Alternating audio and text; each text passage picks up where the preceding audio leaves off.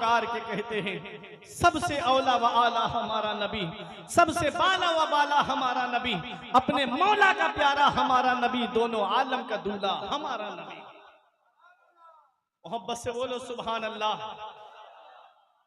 नबी का जिक्र हो रहा है, जमीन को गुस्ल दिया जा रहा है, नबी का जिक्र हो रहा है। मैं आगे बढ़ूं? आप परेशान तो नहीं हो रहे? बढ़ूं अख्तर भाई आगे? इन सबकी तो इजाजत है, बढ़ूं आगे? जी, नबी अपनी माँ की कब्र से लिपट के रो रहे। अब तवज्जो मेरी तरफ देना। नबी जब अपनी माँ के शिकम में थे तो बाप का साया सर से उठ गया। 6 साल के हुए माँ का साया सर से उठ गया।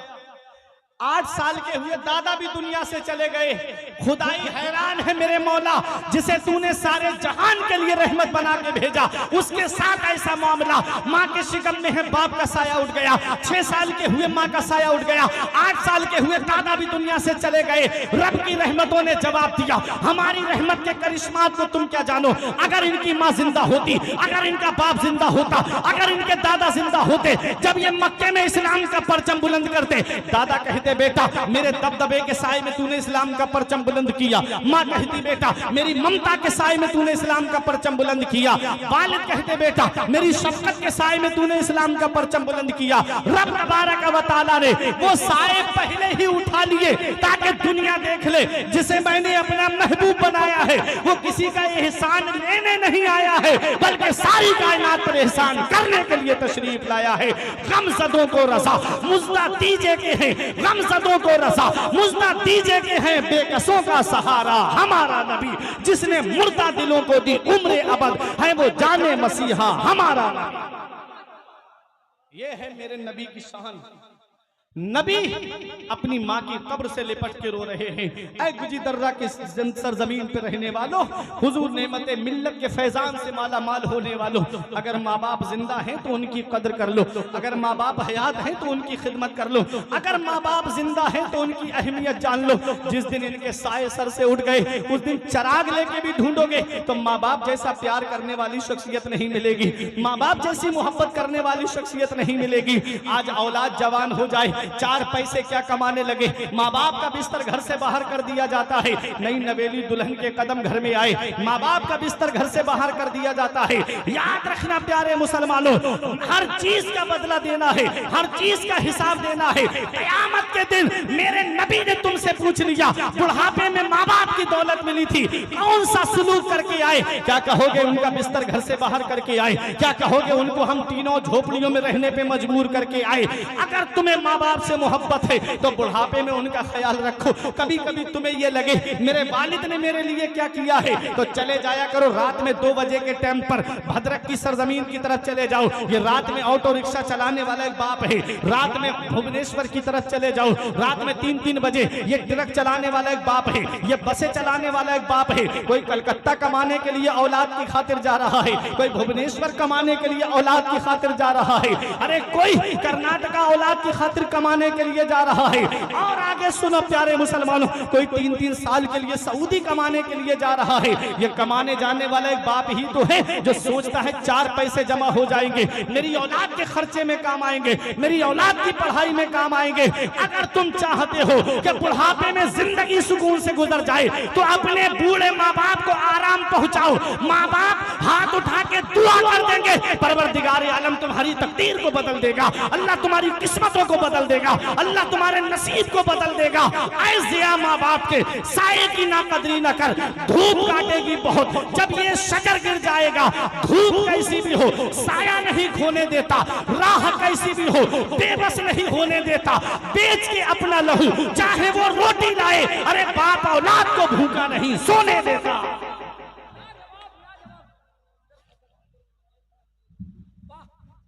बाप औलाद को भूखा नहीं सोने देता।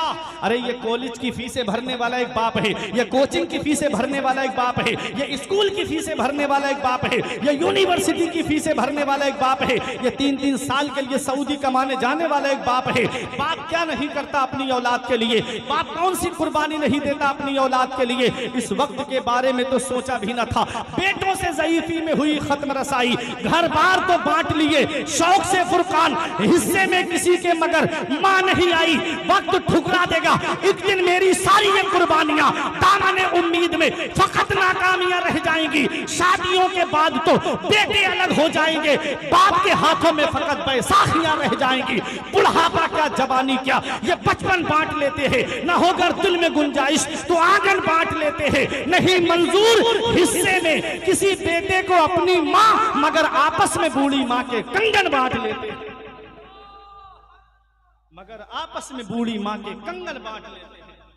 अगर माँ बाप जिंदा हैं तो उनकी कद्र कर लो, अगर माँ बाप जिंदा हैं तो उनकी खिदमत कर लो। हम दुआ कराते फिर रहे हैं लेकिन दुआ लेते नहीं है।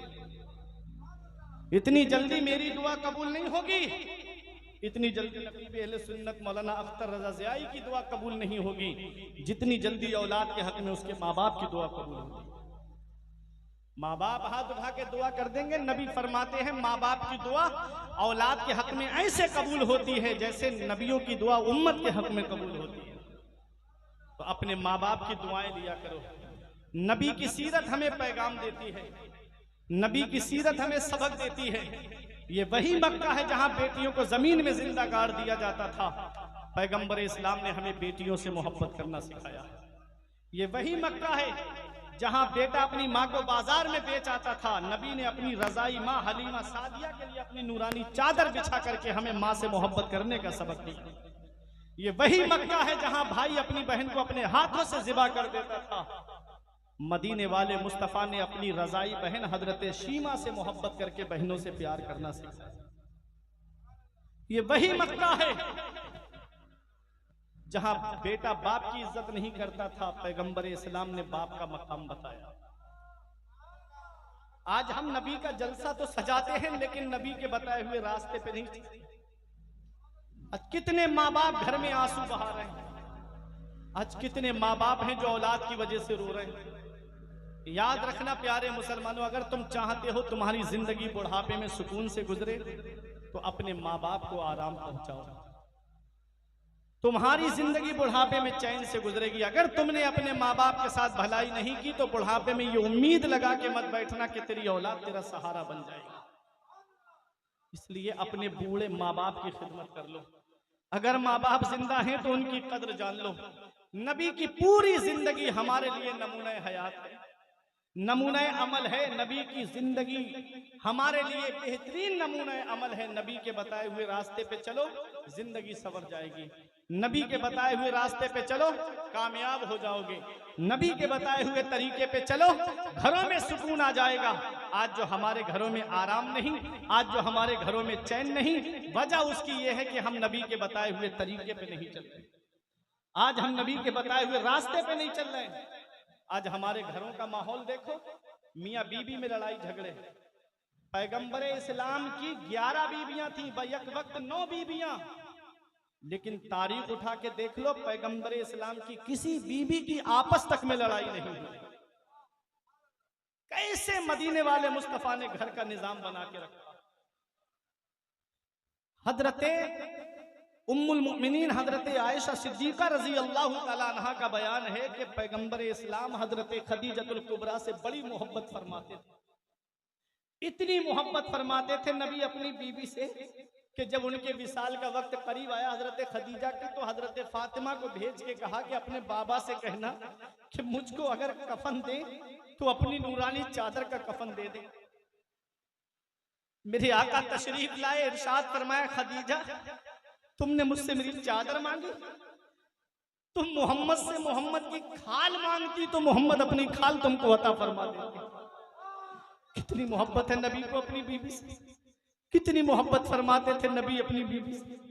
आज हमारे घरों के माहौल बदल गए, आज हमारे घरों के तरीके बदल गए। आज वो बूढ़े माँ बाप वो चाहते हैं कि हमारी बेटी दूसरे के घर में जाए तो खूब आराम से रहे, चैन से रहे, उसका शौहर उसका कहना माने। और दूसरे की बेटी जो हमारे घर में आई है, अगर उसका शौहर उसका कहना मानने लगे तो अपने बेटे को ताना देते हैं, जोरू का गुलाम कहते हैं, कभी जन मुरीद उसे कहा जाता है। पैगंबर इस्लाम की जिंदगी उठा करके देखो, नबी की सीरत। पैगंबर इस्लाम हजरत आयशा सिद्दीका का बयान है कि जिस कटोरे से मैं पानी पीती थी तो जहां मेरे लब लगते थे, नबी फरमाते आयशा तुमने कौन सी तरफ से पानी पिया है, जहां मेरे लब लगते थे नबी वहीं से पानी को नोश फरमाया करते थे। कैसी मोहब्बत थी नबी की।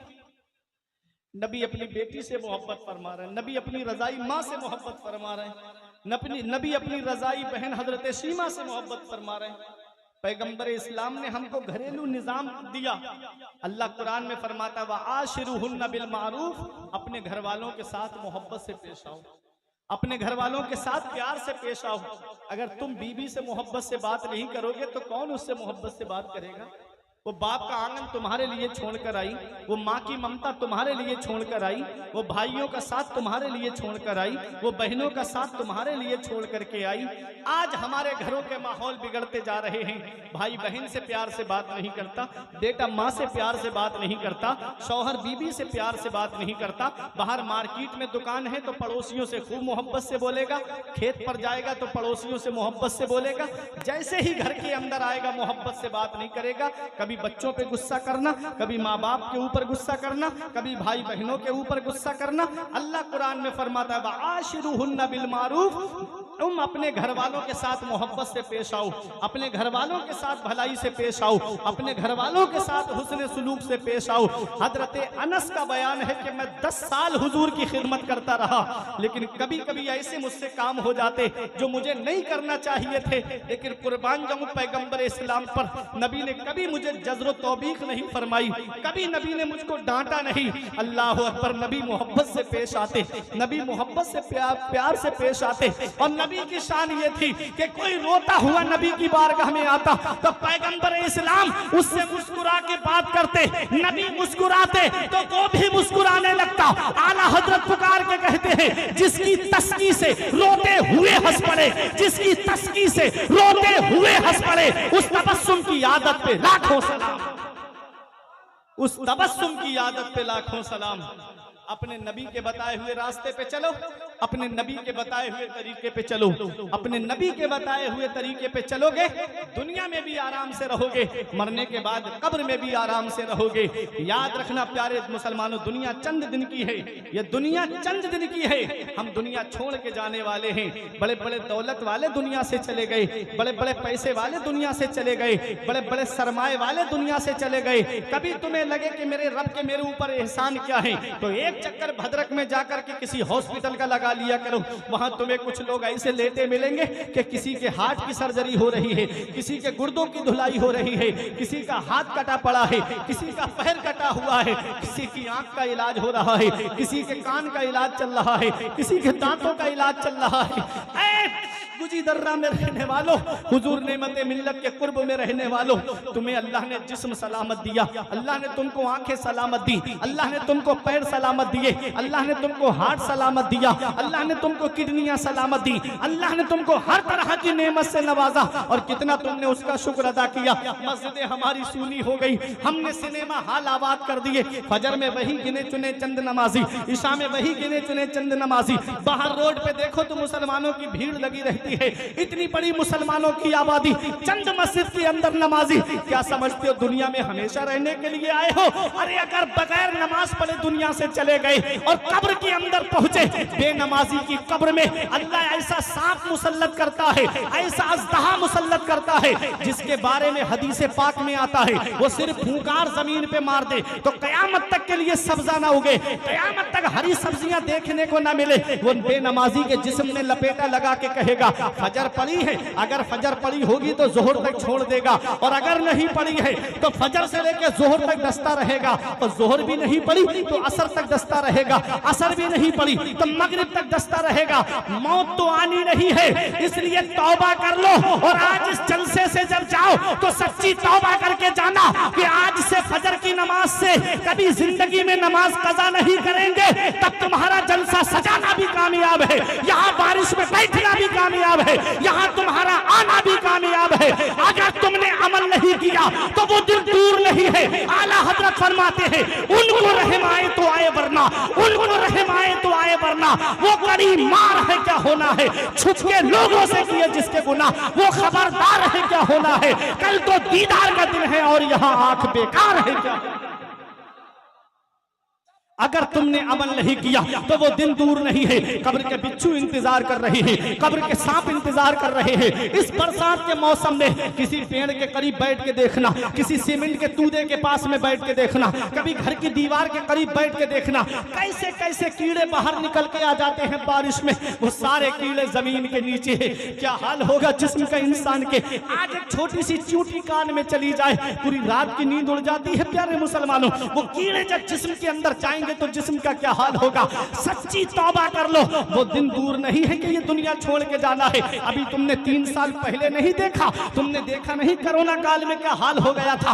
बड़े बड़े दौलत वाले, बड़े से बड़े पैसे वाले जो पहली लहर में बच गए वो दूसरी लहर में निकल गए। ऑक्सीजन तक नसीब नहीं हुआ उन्हें, सिलेंडर तक नसीब नहीं हुआ, बेड पे चारपाई तक नसीब नहीं, हॉस्पिटल में चारपाई तक नसीब नहीं हुई। कोई टांगे में ऑक्सीजन चढ़वा रहा है, कोई बेड पे लेट के ऑक्सीजन चढ़वा रहा है, कोई घर के अंदर ऑक्सीजन चढ़वा रहा है, कोई रक्शे में ऑक्सीजन चढ़वा रहा है, कोई सवारी में ऑक्सीजन चढ़वा रहा है।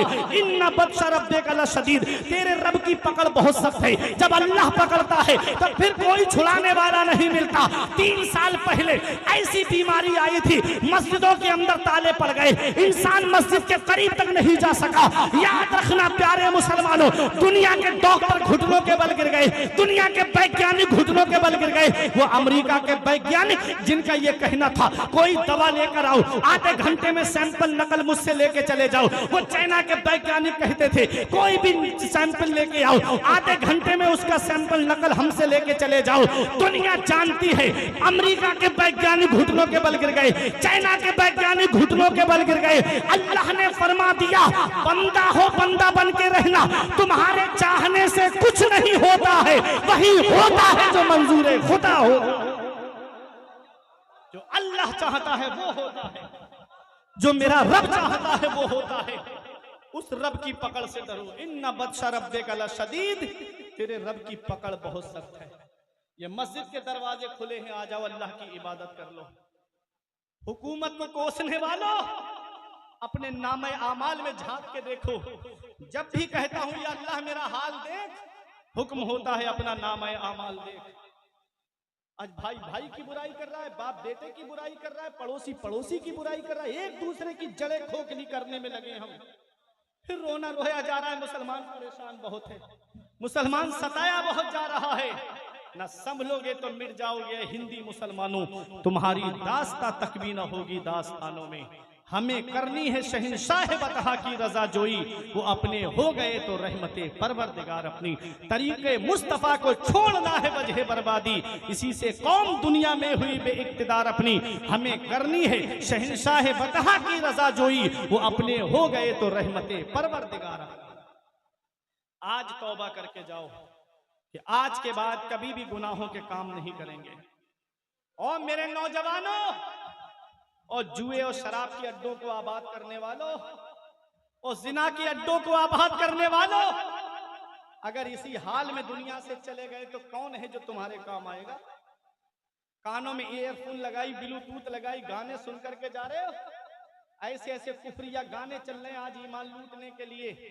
आदमी उस पर अपना एतकाद रख ले, यकीन रख ले तो उसका ईमान चला जाएगा। और नौजवान गाने सुनते फिर रहे हैं। नबी ने फरमाया अल गिनाउ युंबितुन निफाका फिल कल्ब कमा युंबितुल माउ ज़रआ। गाना दिल के अंदर ऐसे निफाक पैदा कर देता है जैसे पानी घास को पैदा कर देता है। जैसे पानी में घास जमाती है ना, ऐसे गाने सुनने से दिल पे निफाक पैदा हो जाता है। दिल काला हो जाता है, सिया हो जाता है। फिर न जलसों में दिल लगता, न मस्जिदों में दिल लगता, न कुरान की तिलावत में दिल लगता। नबी ने फरमाया जब लोहे पे जंग आती है तो उसे आग में डाल के साफ किया जाता है, और जब दिल पे जंग आती है तो कुरान की तिलावत से साफ किया जाता है। इसलिए कुरान की तिलावत करो। ये गाने सुन करके ईयरफोन कानों में लगा के फिल्में देख के रात में सोने वालों, एक बार सोच के देखना अगर गाने सुनते हुए सो गए और आंख कब्र में जाकर खुली तो कौन है जो तुम्हारे काम आएगा? और फिल्में देख के सोने वालों, अगर इसी हाल में सो गए और आंख कब्र में जाकर खुली तो फिर कौन है जो तुम्हारे काम आएगा? मनो मिट्टी के नीचे घर वाले दफन करके चले आते, रिश्तेदार वापस आ गए, पड़ोसी वापस आ गए, घर वाले, खानदान वाले सब वापस आ जाते हैं, अकेले काली कोठरी में रहना है। उसमें रोशनी का क्या इंतजाम किया? हमारे बुजुर्गों ने फरमाया, इंसान जब नमाज पढ़ने के लिए वुजू करता है तो ये जो आज़ाए वुजू हैं, चेहरा धोना, हाथ धोना, पैर, ये कब्र के अंदर रोशनी का काम करेंगे। जब नमाज पढ़ोगे तब ना कब्र में रोशनी होगी, जब अल्लाह की इबादत करोगे तब ना कब्र में रोशनी होगी। हक नुमाई से कभी दूर नहीं हो सकता, गैर के सामने मजबूर नहीं हो सकता। जो लगाता है चेहरे पे वुजू का पानी, उसका चेहरा कभी बेनूर नहीं हो सकता। जो लगाता है चेहरे पे वुजू का पानी, उसका चेहरा कभी बेनूर नहीं हो सकता। सभी के सामने एक दिन जरूर आता है, ये हुस्न फानी है लेकिन गुरूर आता है। किसी क्रीम से, पाउडर से कुछ नहीं होता, नमाज पढ़ने से चेहरे पे नूर आता है। किसी क्रीम से, पाउडर से कुछ नहीं होता, नमाज पढ़ने से चेहरे पे नूर आता है। तेरे होठों पे जमाने की बुराई कैसी, एक कतरे की समंदर से लड़ाई कैसी, अपनी बिगड़ी हुई औलाद पे रोने वाले, कुछ जरा सोच खिलाई थी कमाई कैसी। हक हलाल कमाई खिलाओ अपने बच्चों को, शरीयत का हुक्म दो, नमाज की पाबंदी का हुक्म दो, खुद भी नमाज पढ़ो, अपने घर वालों को भी उठाओ और कहो कि सब अल्लाह की इबादत करें। फिर घर में देखो कैसे बरकतें होती हैं, फिर घरों में देखो कैसे सुकून होता है। एक मिनट की बात के नबी हजरत फातिमा के मकान पे सुबह में तशरीफ लाए तो थोड़ी देर के लिए आराम के लिए लेटी थी। हजरत फातिमा सोई नहीं थी, लेटी थी। नबी ने पैर का अंगूठा पकड़ के हिला के फरमाया, फातिमा फजर के बाद न सोया करो, इस वक्त अल्लाह ताला रोजी तकसीम फरमाता है, इस वक्त अल्लाह ताला रोजी बांटता है। और जो लोग 10 बजे सो के उठते हैं, फजर भी नहीं पढ़ते, सूरज की लाइट उन्हें जगाती है, उनके घरों में बरकतें कहां से होंगी? इसीलिए रोना रोया जा रहा है कि कमाने वाले तो बहुत लोग हैं लेकिन घर में बरकत नहीं होती। फजर की नमाज खुद भी पढ़ो, घर वालों को भी उठाओ और सबसे कहो कि फजर की नमाज पढ़ें, फिर देखो बरकतें तुम्हारे घर का कैसे तवाफ करती हैं।